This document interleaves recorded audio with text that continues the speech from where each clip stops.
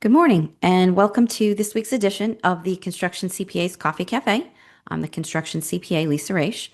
We are dropping the hammer on cash flow problems so you can build things that matter. This week's topic is pricing for profit, ensuring your jobs actually make you money, which is a really important thing in construction. So, what are we going to talk about today? We're going to dig into why pricing for profitability really is essential.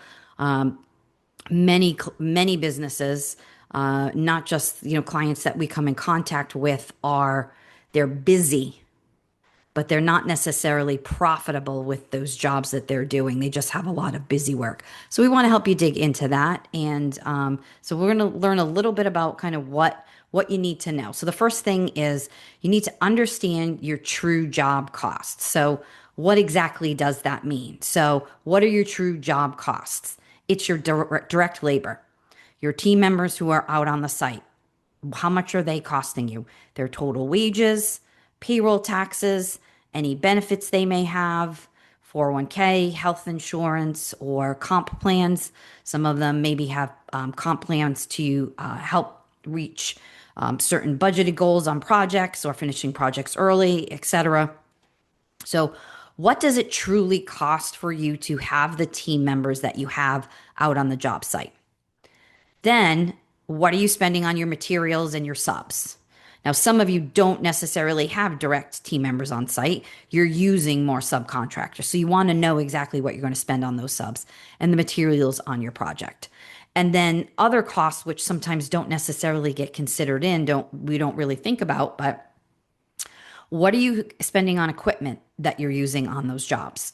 Are you renting that equipment? Is there a cost to rent it? Are you getting permits for those projects?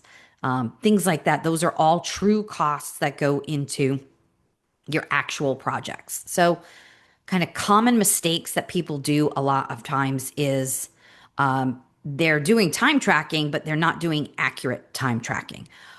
They're not tracking the exact hours team members are on site. They're making kind of assumptions. Oh, they were there for 8 hours today, 4 hours, right?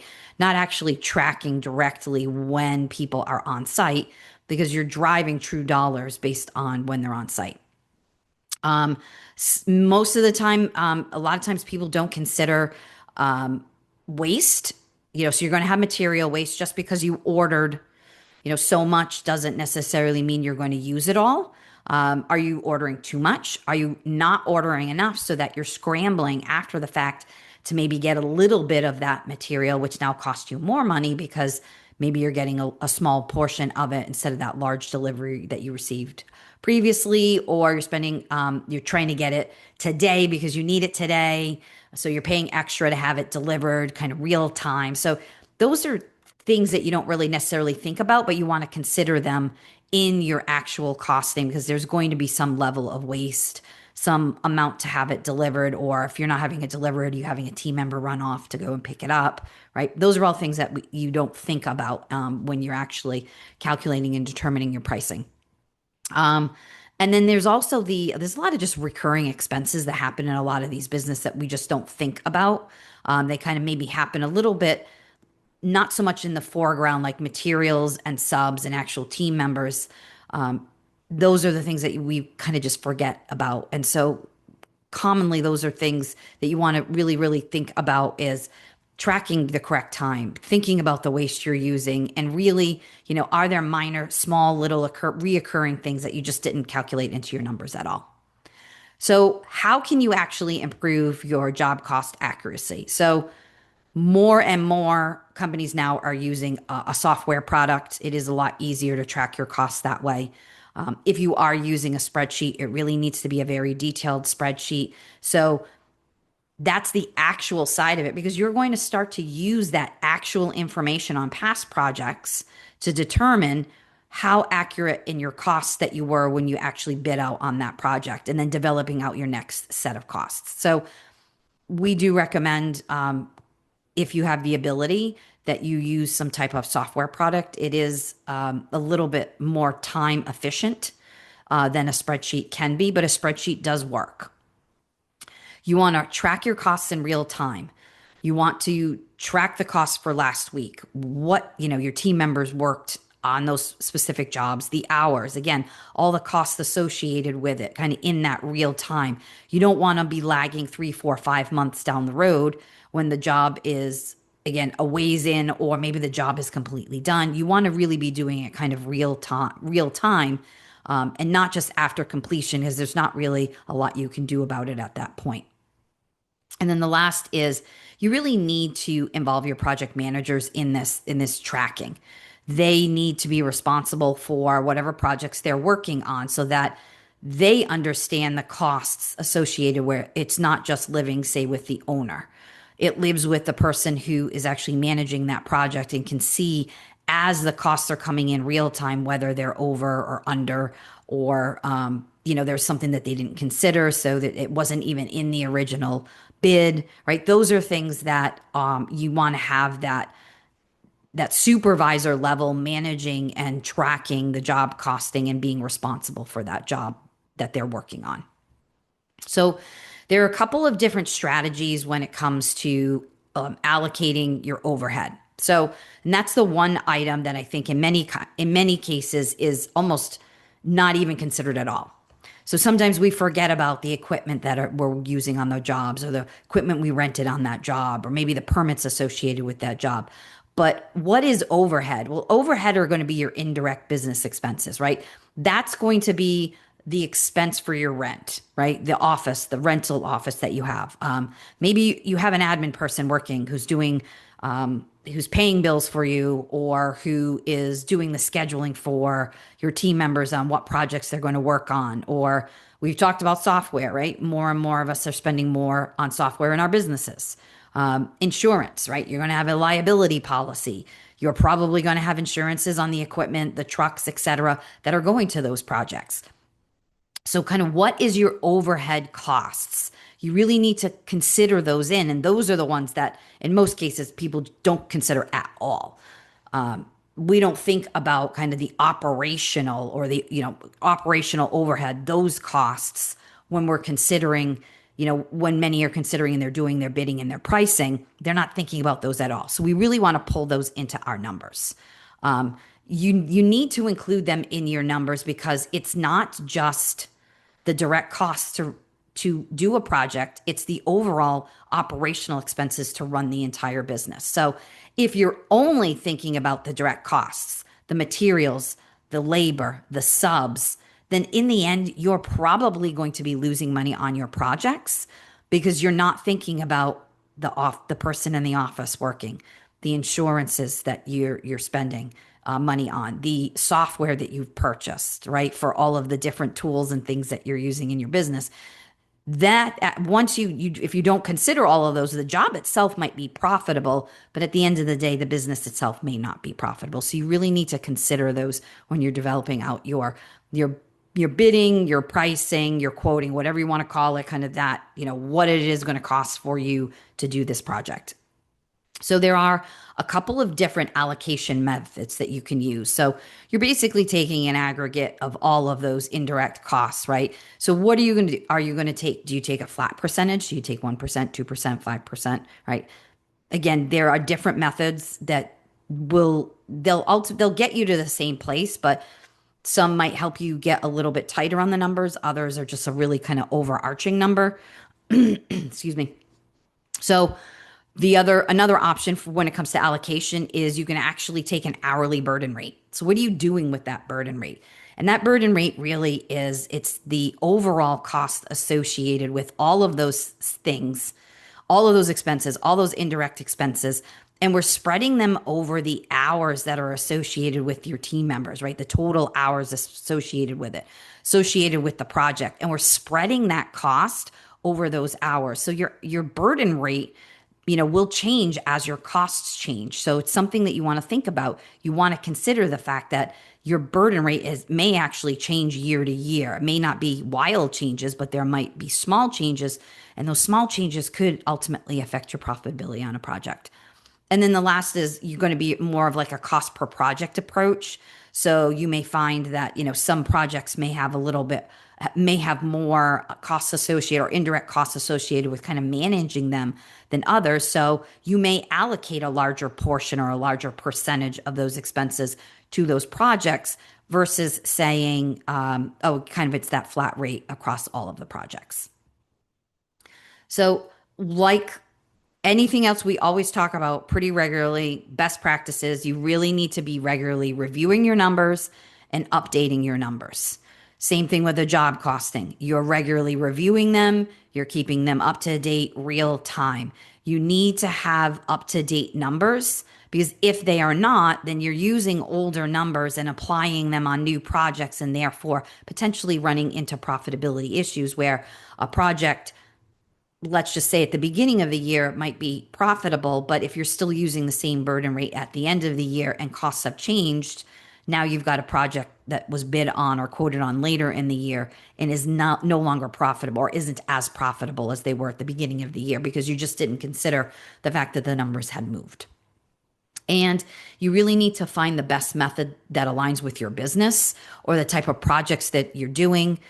Like a lot of other things in your business, it is not a one size fits all. You may have a colleague that uses one method. You may need to use another method. It's just going to ultimately depend on your business, and you want to find the right method that works for your business. So let's talk a little bit about kind of building some profit into your estimates or into your bids or your quotes or your pricing, right?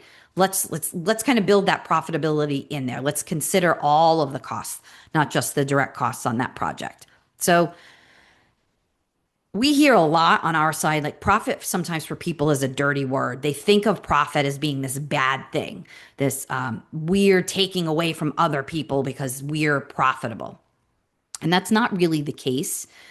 Profitability is going to help to ensure your sustainability in your business, your ability to grow, your ability to at the least maintain and ultimately buffer against things that happen that you don't expect to happen, right? There's unexpected things that happen in businesses every day. So that profitability kind of helps you to buffer against, we'll call it the unknown, right? So profitability is not a dirty word. You're not taking away from somebody else. You're just you're sustaining and maintaining and perpetuating what you have. So do you have a set, like a target profit margin? Is there a set or is there in your industry, right? Is there an industry benchmark, right? Is there a benchmark for your industry, but maybe in your part of the country? So what exactly is that? Is it 10%, 20%, 30, 40? It depends on the type of construction or trades that you're in, or even in the parts of the country that you're in. Your profit margin number for your benchmark number may be different. So again, what exactly is it supposed to be, right? Are you in a risky area? Are you in a risky type of construction or trade? So, maybe because it is, your profitability numbers may in fact need to be higher because there's a level of risk associated with that. So again, what is the industry benchmark for profitability? You want to make sure you know what that is because again, you want to try to be working towards that. And there's always going to be a difference between markup and margin. We've talked about this on here before. You mark up your cost by a percentage, but you're trying to get a specific overall margin. You're trying to get 10 or 20%. Just because you're marking up by 10% doesn't necessarily mean that you're going to get a 10% margin. So there is a difference between those two, and you want to make sure you do understand the difference because it's not going to be a flat number between the two. So when you're building out and you're kind of structuring your estimate, like what are the things that you want to be thinking about?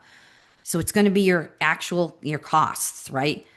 It's the overhead allocation that you've developed out with your actual numbers, not, with someone else's numbers or someone else actually has, this overhead kind of allocation or burden rate. No, one based on your own numbers. And then what is your desired profit, right? What are you looking to profit on this project? And this is going to help you to start to build out what that final price needs to be for you on this project, in your business, in your part of the country, because as I said, it is not a one size fits all.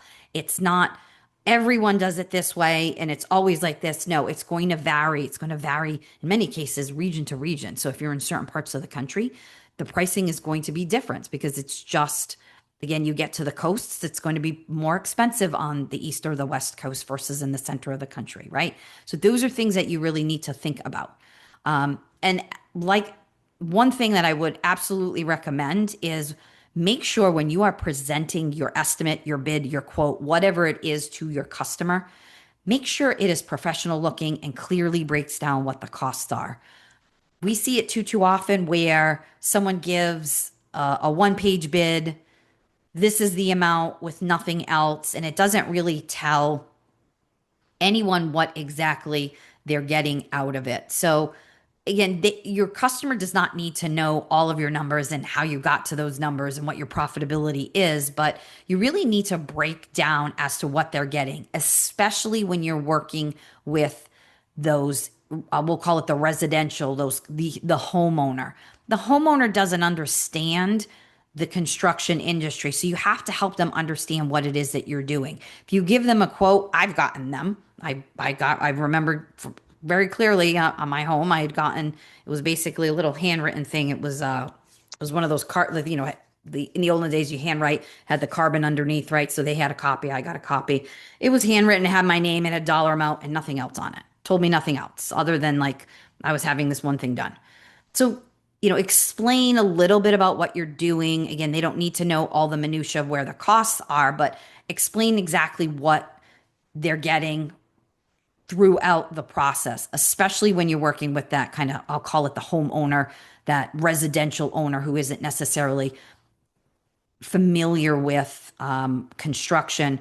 When you get into the commercial space, it tends to be a little bit different. You're probably working with some type of project manager or construction GC, a general contractor on a project. So they're going to know a little bit more. Again, you don't necessarily give them that one line estimate either, but just be mindful it needs to be professional, clearly broken down, because that is a presentation of you and your business like anything else.